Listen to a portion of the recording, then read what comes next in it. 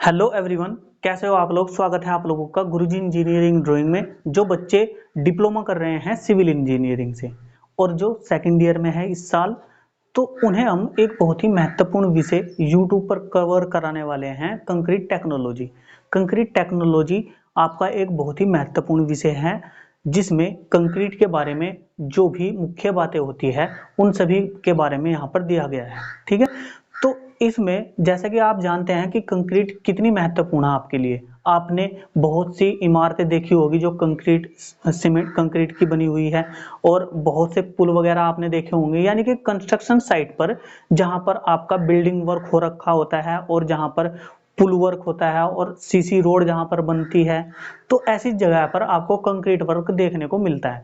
तो कंक्रीट की सामर्थ्य हम किस तरह से बढ़ा सकते हैं, किस तरह से घटा सकते हैं, अधिक से अधिक सामर्थ्य वाली कंक्रीट हम किस तरह से यूज कर सकते हैं, और कहां पर हमें कौन सी कंक्रीट यूज करनी चाहिए और इनका रेशो क्या होना चाहिए, तो इन सभी जो ये मुख्य बातें होती है इन सभी के बारे में कंक्रीट टेक्नोलॉजी के अंदर आपके उस कोर्स में दिया हुआ है।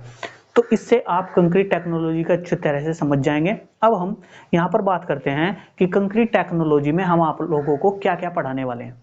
तो बच्चों, जैसे कि आप जानते हैं कि आपके एग्जाम में जो क्वेश्चन किए जाते हैं वो अपने आप में एक महत्वपूर्ण स्थान रखते हैं, क्योंकि आपकी बुक से आपसे वही पूछा जाता है जो आपके लिए इंपॉर्टेंट होता है और परीक्षा की दृष्टि से भी इंपॉर्टेंट होता है। तो वो चीजें जो परीक्षा की दृष्टि से और आपके लिए, यानी कि आपको साइट पर आपको जिनका ज्यादातर यूज करना पड़ता है, वो चीजें आपसे पूछी जाती है आपके एग्जाम में। तो हम यहाँ पर 10 इयर्स प्रीवियस ईयर क्वेश्चन जो भी हैं आपके, उनमें से जो भी आपके फर्स्ट चैप्टर में जितने भी क्वेश्चन आए हुए हैं प्रीवियस ईयर एग्जाम में, वो हम आप लोगों को कराएंगे। ठीक है, ऐसे ही फिर सेकंड चैप्टर में से जितने भी प्रीवियस ईयर एग्जाम में आपके क्वेश्चन आए हुए हैं उन्हें हम कराएंगे, और फिर आगे भी हम इसी तरह से आपको क्वेश्चन कराएंगे। ठीक है, चलिए, जैसे कि आपके एग्जाम में एक क्वेश्चन आता है, फर्स्ट क्वेश्चन है आपका फर्स्ट चैप्टर से, चैप्टर फर्स्ट है आपका कंक्रीट। बहुत सी बुक में ये चैप्टर इंट्रोडक्शन के नाम से भी है, जहां पर कंक्रीट का इंट्रोडक्शन दिया हुआ है। तो फर्स्ट चैप्टर है हमारा कंक्रीट, और इसका फर्स्ट क्वेश्चन है हमारा, कंक्रीट किसे कहते हैं, इसके संघटकों के नाम लिखिए, इसका वर्गीकरण कैसे किया जाता है लिखिए। तो ये जो हमारा क्वेश्चन है ये एक बहुत ही महत्वपूर्ण क्वेश्चन है। वो किस लिए?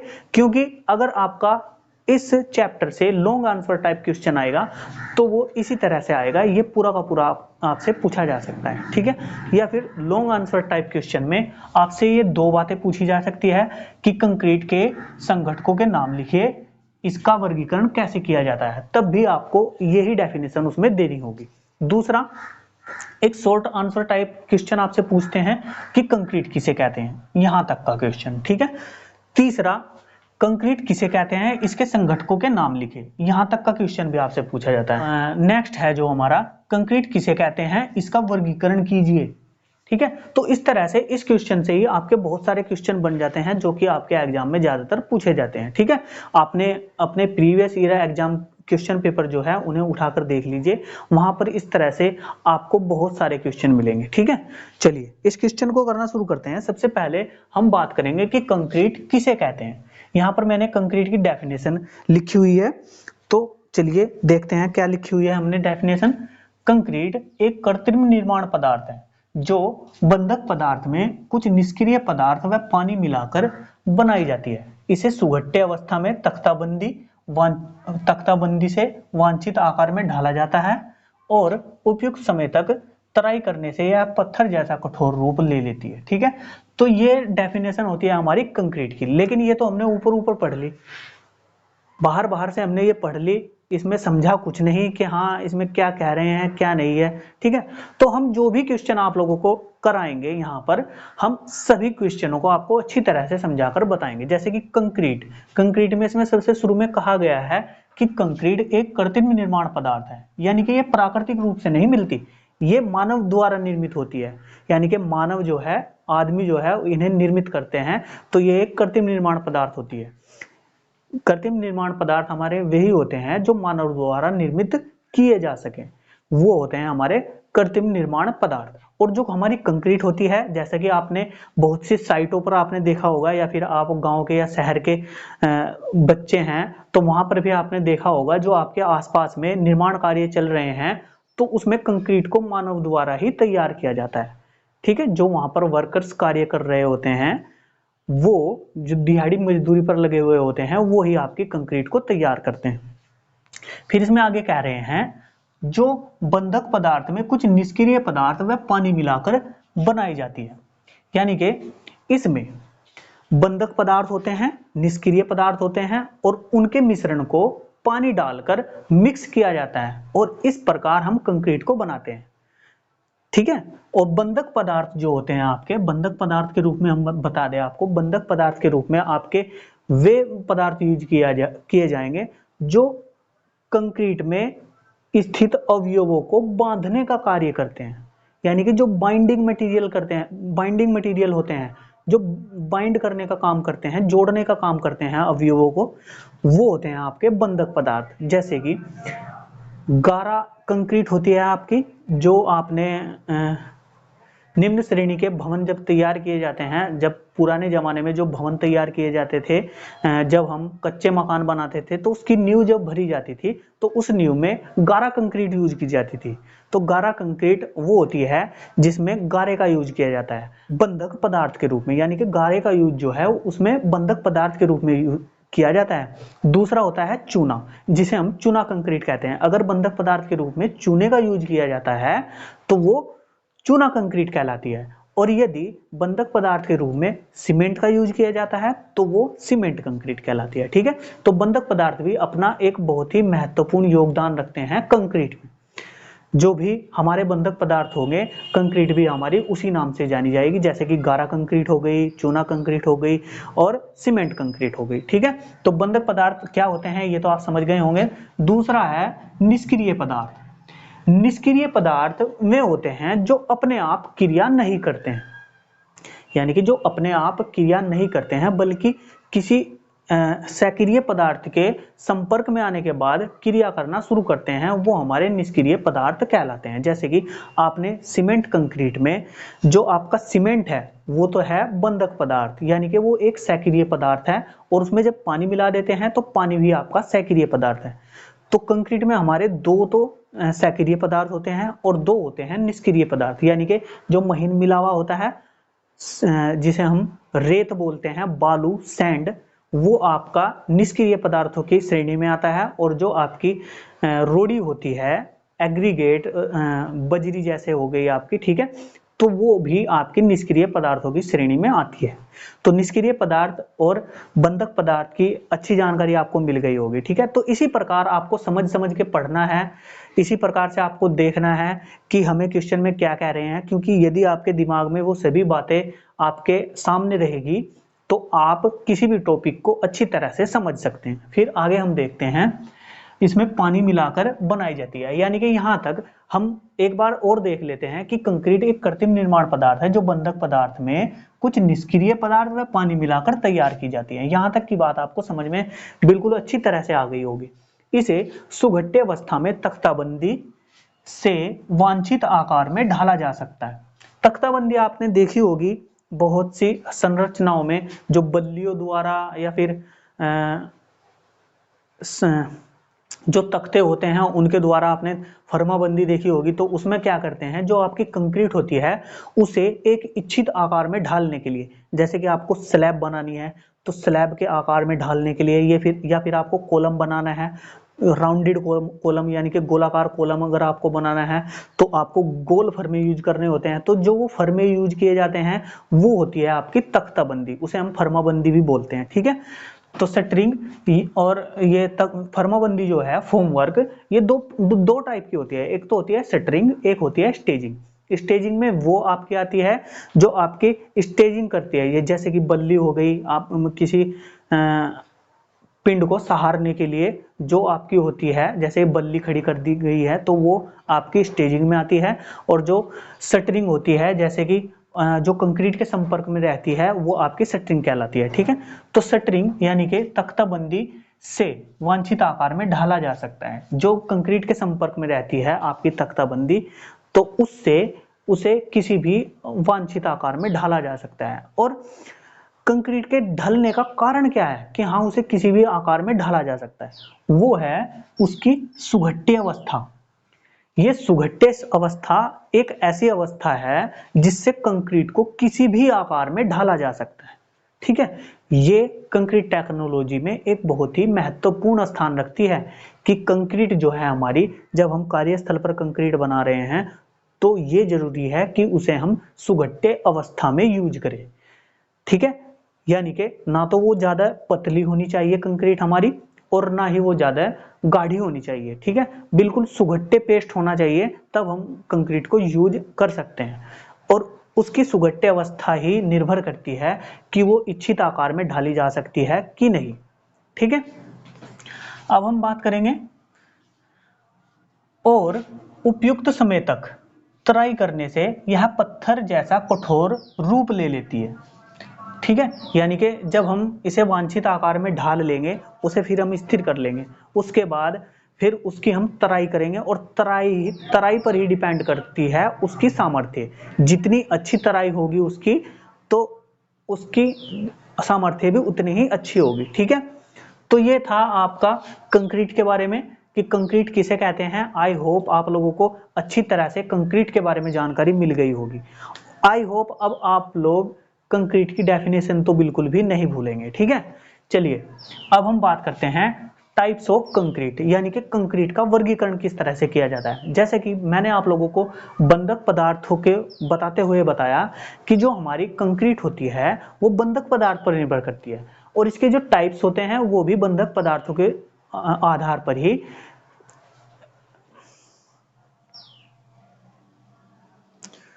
बताए गए हैं। ठीक है, बंधक पदार्थों के आधार पर ही में बताए गए हैं।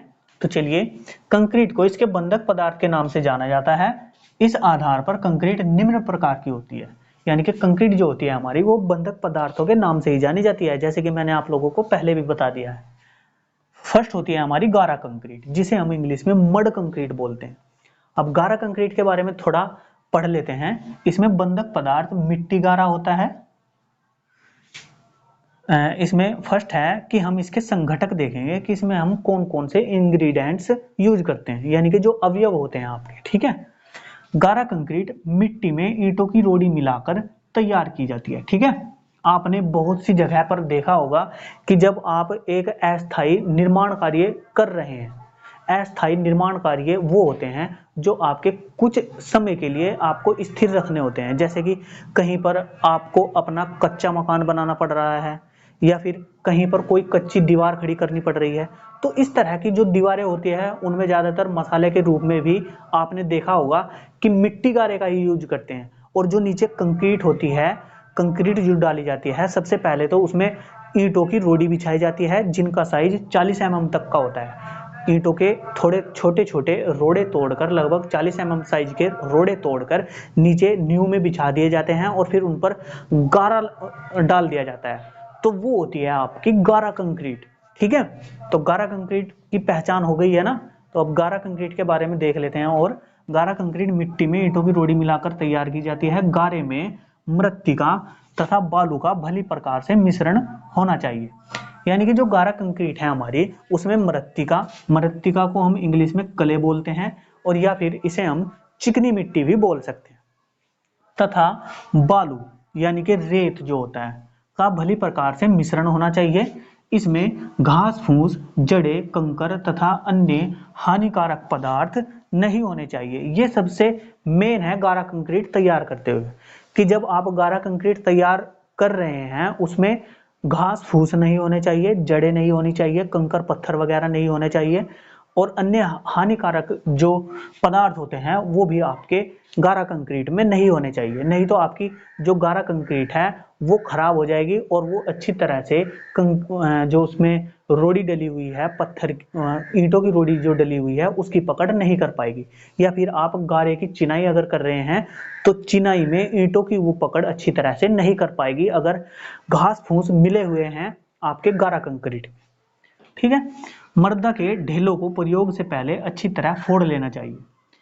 जब हम गारा कंक्रीट बनाते हैं, आपने देखा होगा जैसे हम गारा कंक्रीट बनाते हैं तो उसमें फावला जो होता है उसे बार बार चलाया जाता है, जिससे उसमें जो मृदा के ढेले बने हुए हैं, जहां पर वायु के द्वारा वो ढेले फंसे हुए हैं, जहां पर पानी नहीं पहुंच पाया है, तो उन ढेलों को फोड़ लेना चाहिए अच्छी तरह से। अगर उन्हें नहीं फोड़ेंगे तो वो ज्यों की त्यों मिट्टी बाहर आ जाएगी और वो कोई भी पकड़ नहीं कर पाएगी जब आप कंक्रीट में उसे यूज करेंगे। ठीक है, तो पकड़ करने के लिए जो आपका गारा है वो अच्छी तरह से बना हुआ होना चाहिए। ठीक है, सामान्यतः जो मृदा ईंटें बनाने के लिए उपयुक्त होती है वह गारा कंक्रीट के लिए भी ठीक रहती है। सामान्यतः आपने देखा होगा कि जो ईंट भट्टे होते हैं और उनमें जो गारा यूज किया जाता है वो आपका गारा कंक्रीट के लिए भी ठीक रहता है। ठीक है, वो गारा जो है आपका गारा कंक्रीट के लिए भी ठीक रहता है। तो इसी तरह का गारा होना चाहिए आपका जो आप गारा कंक्रीट में यूज करेंगे। ईंटों की रोड़ी की माप 40 mm तक होती है। रोड़ी अच्छी प्रकार से पकी हुई प्रथम या द्वितीय श्रेणी की ईंटों या अधिक वर्षा वाले क्षेत्रों में गारा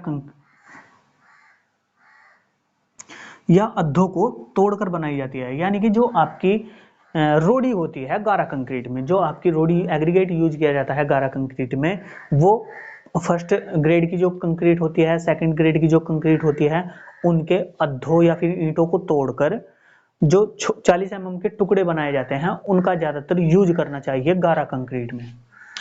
अधिक वर्षा वाले क्षेत्रों में गारा कंक्रीट का प्रयोग नहीं करना चाहिए, क्योंकि अगर ऐसे क्षेत्रों में आप गारा कंक्रीट का यूज करेंगे तो आपको पता है जो मिट्टी है उसका बहाव हो जाएगा पानी के कारण, और वो गारा जो है उसमें पकड़ नहीं रख पाएगा, सारा गारा आपका निकल सकता है गारा कंक्रीट से। तो ऐसी जगह पर गारा कंक्रीट का यूज नहीं करना चाहिए जहां पर अधिक वर्षा होती हो। ठीक है, तो टाइप जो हमारे टाइप्स ऑफ कंक्रीट हैं उनमें से फर्स्ट टाइप की जो कंक्रीट है उसके बारे में आपको पता चल गया है कि गारा कंक्रीट आपकी क्या होती है। चलिए अब हम बात करते हैं चूना कंक्रीट की। चलिए बच्चों, नेक्स्ट टाइप की जो कंक्रीट होती है आपकी वो होती है चूना कंक्रीट। चूना कंक्रीट हमारी तब यूज की जाती थी जब मध्यकालीन युग चल रहा था और जब ताजमहल, लाल किला, ये जो ऐतिहासिक इमारतें हैं ये जब बनाई जाती थी तो इनमें चूना कंक्रीट यूज किया जाता था। तो उस समय चूना कंक्रीट आपका ज्यादातर यूज किया जाता था। तो चूना कंक्रीट जो होता है उसमें बंधक पदार्थ जो होता है, बाइंडिंग मटेरियल, उसमें हम चूने का यूज करते हैं। यानी कि बाइंडिंग मटेरियल के रूप में चूना जब यूज किया जाता है तो वो हमारी चूना कंक्रीट कहलाती है। तो चलिए चूना कंक्रीट के बारे में भी देख लेते हैं। जब कंक्रीट में बंधक पदार्थ के रूप में चूने का प्रयोग किया जाता है तो इसे चूना कंक्रीट कहते हैं। संघटक यानी कि इसके अवयव कौन कौन से हैं? चूना कंक्रीट तैयार करने के लिए निम्न पदार्थों की आवश्यकता पड़ती है। एक होता है बंधक पदार्थ, दूसरा महीन मिलावा, तीसरा होता है मोटा मिलावा और चौथा होता है पानी। चूना कंक्रीट में जो है हम बंधक पदार्थ, महीन मिलावा, मोटा मिलावा और पानी की आवश्यकता होती है चूना कंक्रीट को बनाने के लिए। चूना कंक्रीट में बंधक पदार्थ के रूप में जैसे आप जानते हैं कि चूना यूज होता है। महीन मिलावे के रूप में सुर्खी, बालू या सिंडर का प्रयोग किया जाता है। मोटा मिलावा ईंटों की रोड़ी होता है। यानी कि जो ईंटों की रोड़ी होती है और उनका साइज जो है 40 mm तक का होता है। यानी कि ईंटों की रोड़ी को ईंटों को या फिर अद्धों को 40 mm के साइज में तोड़कर जो रोड़ी बनाई जाती है वो रोड़ी चूना कंक्रीट में यूज की जाती है। पकी हुई ईंटों या अद्धों को तोड़कर व पीसकर सुर्खी ईंटों का पाउडर बनाया जाता है। जो सुर्खी होती है वो होता है ईंटों का पाउडर। इसमें ईंटों के अद्धे या फिर पूरी ईंटों को तोड़कर और उन्हें पीसकर सुर्खी बनाई जाती है, जो IS चालनी 4.75 mm से पारित हो जानी चाहिए। तो ये बच्चों एक ग्रेड होता है कि 4.75 mm से ऊपर का जो साइज होगा वो आपका कोर्स एग्रीगेट होगा, यानी कि मोटा मिलावा होगा। 4.75 mm साइज से जो मोटा मिलावा होता है वो आपका मोटा मिलावा कहलाता है, और जो 4.75 mm साइज से कम जो होता है, जिसका आकार 4.75 mm से कम होता है, वो आपका महीन मिलावा कहलाता है। तो जो हमारा महीन मिलावा होता है और जो ये सुर्खी होती है, ये ईंटों या अद्धों को तोड़कर और पीसकर ईंटों का पाउडर बनाया जाता है। तो ये पाउडर जो है वो 4.75 mm से पारित हो जाना चाहिए, यानी कि 4.75 mm की जो छलनी है उससे निकल जाना चाहिए, ठीक है। और जो 150 माइक्रोन की चालनी होती है उस पर रुक जाना चाहिए, यानी कि 150 माइक्रोन से ऊपर और 4.75 mm से नीचे के जो कण होते हैं सुर्खी के, वो आपके महीन मिलावे के अंतर्गत आते हैं। तो सुर्खी का जो हमारा साइज होना चाहिए इस चूना कंक्रीट में वो 4.75 mm से कम होना चाहिए, ये बात आपको ध्यान रखनी है। सुर्खी में घास फूस, जड़ें या अन्य अशुद्धियां नहीं होनी चाहिए। ऐसा नहीं है कि जो सुर्खी आप तैयार कर रहे हैं उसमें घास फूस भी मिले हुए हैं और आप उन्हें भी नहीं निकाल रहे। तो ये जो अशुद्धियां हैं इन सबको निकाल लेना चाहिए, क्योंकि आपको पता है कि अगर इन सुर्खियों में घास फूस होगा, ठीक है, तो जब वो सूख जाएगा, जब आप चूना कंक्रीट तैयार कर लेंगे और वो सूख जाएगा, गल जाएगा, खराब हो जाएगा, तो उसका जो गैप है वो उसमें बना का बना रह जाएगा, ठीक है। तो इस कारण से हमारी जो वो कंक्रीट है वो कमजोर हो सकती है। तो उन अशुद्धियों को हमें पहले ही निकाल लेना चाहिए। कहने का मतलब यह है कि सुर्खी में घास फूस, जड़ें या अन्य अशुद्धियां बिल्कुल भी नहीं होनी चाहिए जो अपने आप में पकड़ ना कर पाए, ठीक है। भली भांति पकी हुई ईंटों को तोड़कर ही रोड़ी बनानी चाहिए। अब हम रोड़ी की बात कर रहे हैं, यहां तक की जो बात की गई है वो तो सुर्खी के बारे में की गई है, ठीक है। यहां से यहां तक की जो बात की गई है वो सुर्खी के बारे में की गई है कि सुर्खी हमारी किस तरह की होनी चाहिए, यानी कि जो महीन मिलावा होता है वो हमारा कैसा होना चाहिए। अब हम बात करते हैं कि मोटा मिलावा जो है हमारा वो कैसा होना चाहिए। मोटा मिलावा भली भांति पकी हुई ईंटों को तोड़कर ही रोड़ी बनाई जाती है, यानी कि जो पक्की हुई ईंटें होती है या फिर जली हुई ईंटें जो होती है, पक्की ईंटें, ठीक है, उन्हें तोड़कर ही रोड़ी बनाई जाती है। स्थूल कंक्रीट के लिए 40 mm माप की, यानी कि जो स्थूल कंक्रीट होती है, जैसे आप देखते होंगे कि जो नींवें भरते हैं, नींव जो भरते हैं उनमें स्थूल कंक्रीट डाली जाती है। तो उस तरह के काम के लिए 40 mm माप की रोड़ी यूज की जाती है और छतों व फर्शों के लिए 20 mm माप की रोड़ी प्रयोग की जाती है, ठीक है। यानी कि जैसे आप छत डाल रहे हैं चूना कंक्रीट की, तो छत के लिए या फिर जो फर्श डाल रहे हैं फर्श के लिए, उसके लिए 20 mm माप की रोड़ी यूज की जाती है। रोड़ी में घास फूस व अन्य अशुद्धियां नहीं होनी चाहिए। ये तो दोनों में कॉमन है कि इनमें अशुद्धियां तो बिल्कुल भी होनी नहीं चाहिए। कंक्रीट को सुघट्टे बनाने के लिए, सुघट्टे सुघट्टे का मतलब मैंने आप लोगों को बता दिया था पिछले उसमें भी कि सुघट्टे अवस्था एक ऐसी अवस्था है कि जो हमारी कंक्रीट होती है उस अवस्था में वो किसी भी आकार में ढाली जा सकती है, यानी कि उसमें ना तो ज्यादा पानी होना चाहिए और ना ही वो ज्यादा कैडी होनी चाहिए, यानी कि गाढ़ी नहीं होनी चाहिए ज्यादा, ठीक है। उसके जो बीच की स्थिति होती है वो हमारी सुघट्टे अवस्था कहलाती है, यानी कि ना तो वो सॉफ्ट होनी चाहिए और ना ही वो हार्ड होनी चाहिए, वो होनी चाहिए प्लास्टिक स्टेट में। प्लास्टिक स्टेट को ही हम सुघट्टे अवस्था कहते हैं, ठीक है बच्चों। तो हमारी जो कंक्रीट होती है वो इसी तरह की होनी चाहिए और उसमें उपयुक्त मात्रा में पानी मिलाया जाता है, यानी कि इसके लिए ही उसमें उपयुक्त मात्रा में पानी मिलाया जाता है। कंक्रीट को सुघट्टे बनाने के लिए इसमें उपयुक्त मात्रा में पानी मिलाया जाता है। ये बात आपको ध्यान रखनी है कि जो हमारी चूना कंक्रीट है उसे हमें सुघट्टे अवस्था में लाने के लिए उपयुक्त मात्रा में पानी मिलाना चाहिए, यानी कि उतना ही उसमें पानी मिलाना चाहिए जिससे कि वो सुघट्टे पेस्ट बन जाए, ठीक है।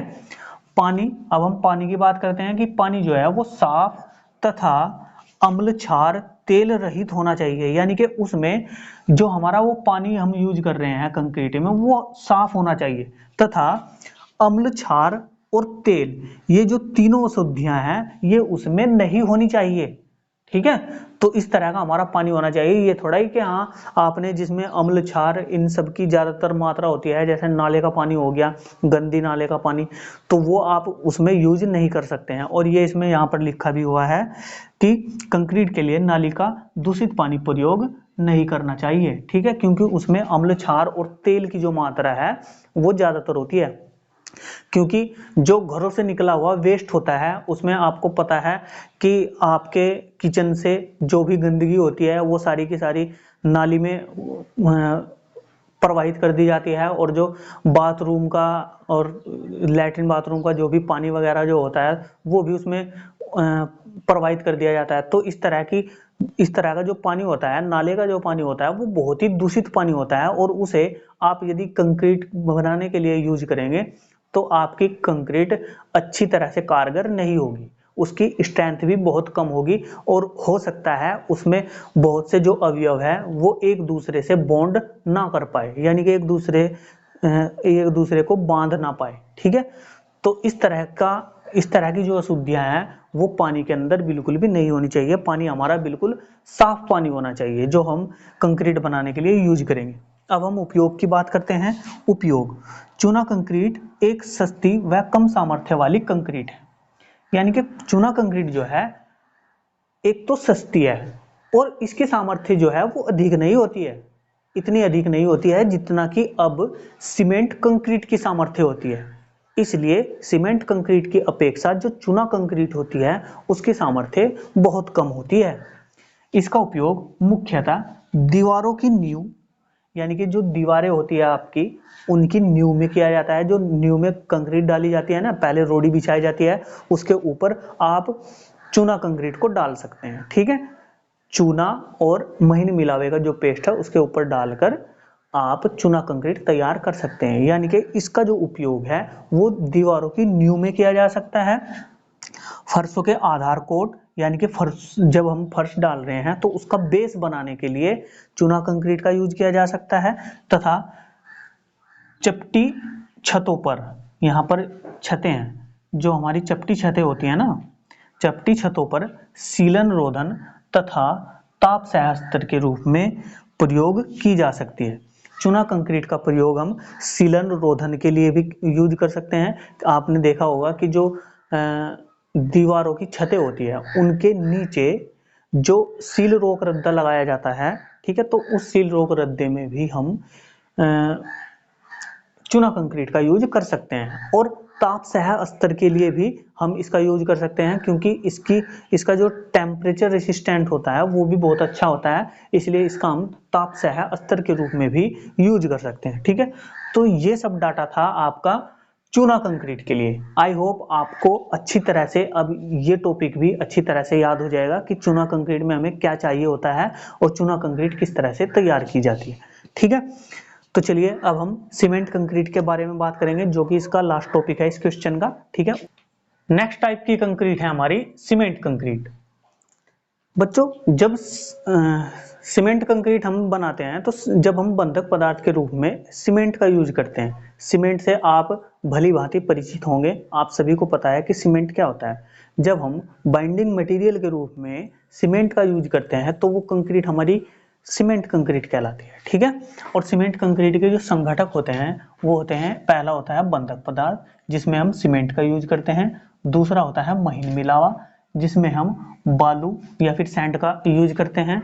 तीसरा होता है मोटा मिलावा जिसमें हम पत्थर की गिट्टी का प्रयोग करते हैं, या फिर आप रोड़ी कह सकते हैं, बजरी जिसे हम बोलते हैं आम भाषा में। और पानी, जो हमारा साफ पानी होना चाहिए। ठीक है, यानी कि उसमें किसी भी प्रकार की अशुद्धि ना हो, तो इस तरह का पानी हमें यूज करना चाहिए। अब जो भी ये संगठक है, सीमेंट, महीन मिलावा, मोटा मिलावा, पानी, इन सभी के बारे में थोड़ा थोड़ा पढ़ लेते हैं। यहाँ पर सीमेंट, सामान्य कार्यों के लिए साधारण पोर्टलैंड सीमेंट प्रयोग किया जाता है। साधारण पोर्टलैंड सीमेंट यानी कि ordinary Portland cement, OPC cement जो है हमारा, वो साधारण कार्यों के लिए यूज किया जाता है। जैसे कि आप कहीं पर कोई मकान बना रहे हैं, सामान्य कार्य यदि आप करवा रहे हैं तो वहां पर हम ओपीसी यूज करते हैं। जैसे कि अल्ट्राटेक सीमेंट जो है आपका, वो साधारण पोर्टलैंड सीमेंट ही है। ठीक है, सीमेंट ताजा व अच्छी गुणवत्ता वाला होना चाहिए, यानी कि अधिक पुराना सीमेंट नहीं होना चाहिए। सीमेंट की जो सामर्थ्य है वो समय के साथ साथ घटती हुई जाती है। ठीक है, तो ऐसा नहीं होना चाहिए कि हमारा सीमेंट जो है वो स्टोर में काफी समय से रखा हुआ है, काफी समय से लगभग 2-3 वर्षों से रखा हुआ है, तो ऐसा सीमेंट यूज नहीं करना चाहिए। सीमेंट आपको बिल्कुल ताजा सीमेंट यूज करना चाहिए। सीमेंट कंक्रीट को पानी में मिलाए जाने पर आधा घंटे के भीतर निर्माण स्थल पर डालकर कुटाई पूर्ण कर लेनी चाहिए, क्योंकि इस अवधि के बाद सीमेंट का पकन काल शुरू हो जाता है। तो बच्चों, ये जो बात है यहाँ से यहाँ से यहाँ तक की जो बात है ये बहुत ही इंपॉर्टेंट बात है सीमेंट के लिए, क्योंकि जो हमारा साधारण पार्टलैंड सीमेंट होता है उसका दो तरह का सेटिंग टाइम होता है। एक तो इनिशियल सेटिंग टाइम यानी कि प्रारंभिक जमाव काल, और दूसरा होता है फाइनल सेटिंग टाइम। और जो प्रारंभिक जमाव काल होता है वो तब का होता है कि जब हम अपनी कंक्रीट को मिक्स कर लेते हैं, ठीक है, उसमें महीन मिलावा, मोटा मिलावा और बंधक पदार्थ यानी कि सीमेंट जब हम उसमें मिक्स कर लेते हैं और फिर उसमें पानी डालते हैं ना, तो पानी डालने के तुरंत बाद हमारा इनिशियल सेटिंग टाइम यानी कि प्रारंभिक जमाव काल शुरू हो जाता है।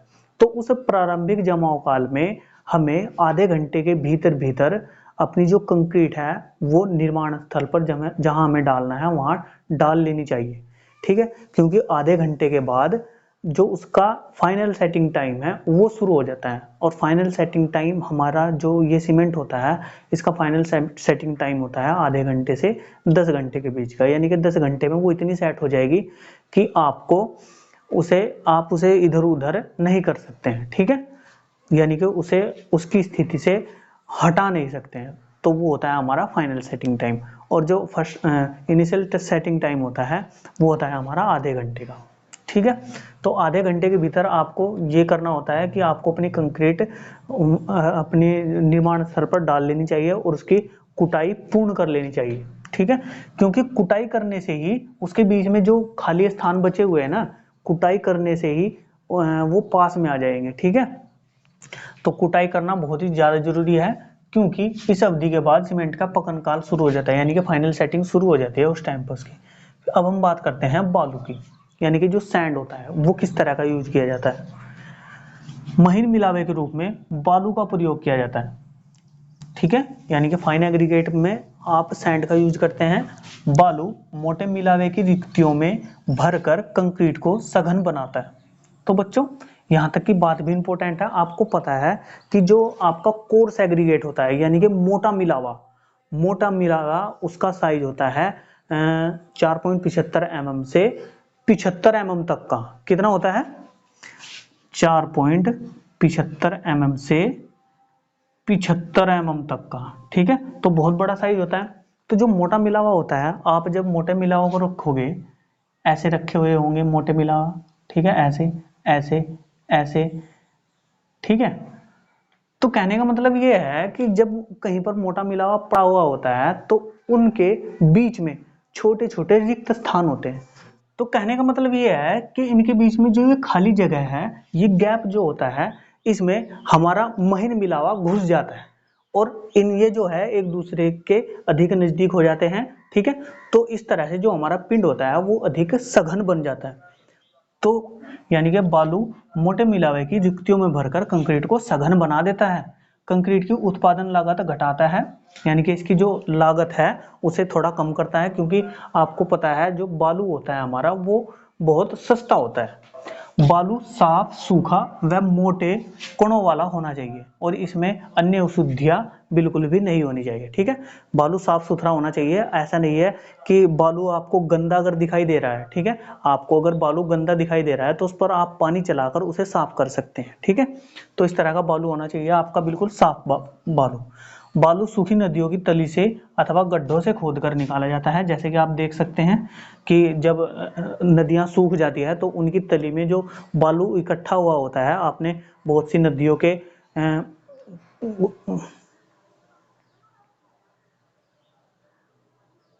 दोनों तरफ देखा होगा कि उसमें जो बालू होती है, ठीक है, वहां पर निकाल रखी होती है। तो इस तरह से नदियों की तलियों से आप बालू को निकाल सकते हैं, या फिर आप गहरे गड्ढे खोद कर भी बालू को निकाल सकते हैं। गहरे गड्ढे कहीं पर भी आप खोदिए, ज्यादातर आपने देखा होगा जब ट्यूबवेल का या फिर आप अपने घर पे किसी नल का बोरिंग वगैरह करवाते हैं तो नीचे से बहुत ही अच्छा बालू निकलता है। तो इस तरह से गड्ढे खोद कर भी आप बालू को निकाल सकते हैं।